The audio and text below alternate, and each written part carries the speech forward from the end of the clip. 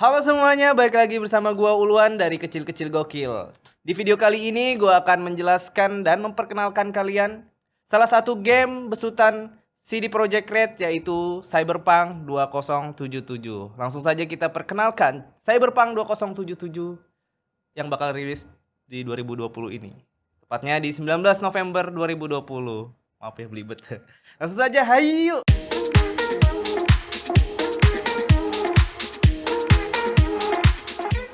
Cyberpunk 2077 atau disingkat CP77 merupakan karya dari pembuat seri game The Witcher yang sangat banyak pengagumnya.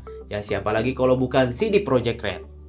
Cyberpunk 2077 adalah open world atau dunia terbuka, permainan role playing berbasis naratif yang diatur di dalam sebuah sistem RPG. Game ini merupakan kisah V. V adalah senjata sewaan atau seorang tentara bayaran yang sedang naik daun di Night City, kota metropolis paling kejam dan berbahaya di masa depan yang dikuasai oleh perusahaan. Pemain memungkinkan untuk mengcustom jenis kelamin V, penampilan visual, kelas karakter, serta latar belakang sejarah. Bahkan juga bisa memilih bentuk kelamin yang semuanya bisa mempengaruhi bentuk permainan. Dengan puluhan misi cerita utama dan banyak lagi aktivitas tambahan, selalu ada sesuatu untuk dilihat dan dilakukan di Night City. Pemain akan mengalami semua itu sepenuhnya melalui mata V, dengan sistem dialog interaktif yang memberi mereka atensi naratif yang lebih besar. Saat melewati jalan-jalan di Night City dan gedung-gedung raksasa yang mengguncang langit, pemain akan menghadapi keputusan sulit yang akan mempengaruhi seluruh permainan. Cyberpunk 2077 akan dirilis di PC, Xbox, dan PlayStation 4. Dan kabar yang terbarunya lagi akan rilis bersamaan dengan PlayStation 5 pada 19 November 2020. Cyberpunk 2077 mempunyai 3 life path atau jalan hidup atau garis hidup yang bisa dipilih oleh kita sebagai pemain. Di antaranya adalah life path Noman, Street Kid, dan juga Corpo, yaitu sebagai anak buah perusahaan. Agar menjadi lebih kompleks, Cyberpunk juga menonjolkan beberapa geng dengan ciri dan visual berbeda.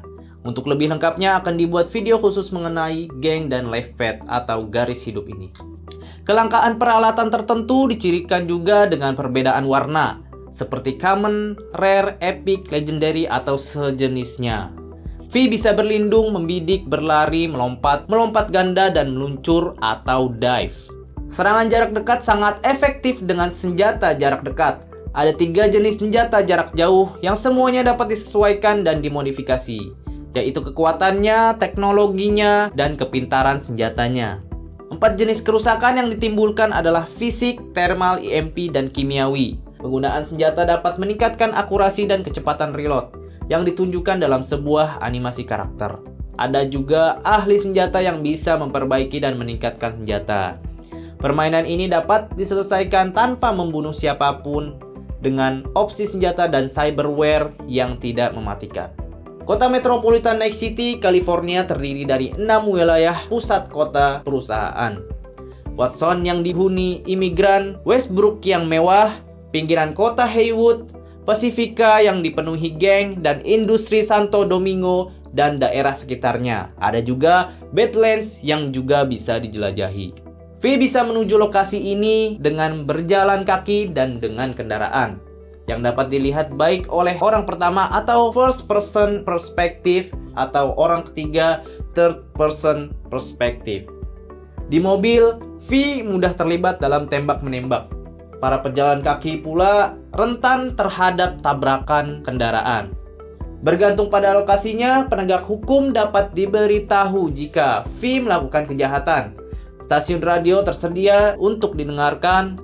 Siklus siang malam dan cuaca dinamis mempengaruhi cara karakter non-pemain atau NPC berperilaku.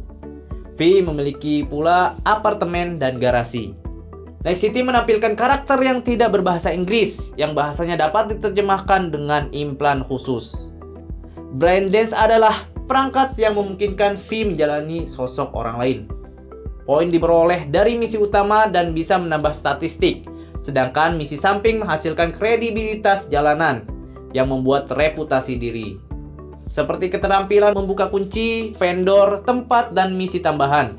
Ada juga berupa mini game termasuk hacking, tinju, balap mobil, seni bela diri, dan jarak tembak. Misi didapat dari karakter yang dikenal sebagai Fixers. Sepanjang permainan, V dibantu oleh berbagai teman. Barang-barang sekali pakai seperti minuman ringan digunakan untuk penyembuhan, dan barang-barang milik pemain dapat diperiksa di inventaris V. Game over hanya muncul di titik kematian. Jika sebuah misi gagal, permainan akan terus berjalan hingga akhir dari permainan, tergantung pemilihan dan gaya bermain para pemain dari awal. Nah, itu dia perkenalan yang singkat. Mungkin nanti bisa ada detail-detailnya di video berikut-berikutnya. Makanya ikutin terus di Kecil-Kecil Gokil bersama gua Ulwan. Terima kasih sudah menonton. Jangan lupa klik like, comment, subscribe, dan jangan lupa nyalakan tombol loncengnya agar terus update dengan video-video kita. Gua Ulwan dari Kecil-Kecil Gokil. See you next video. Keep playing and ciao.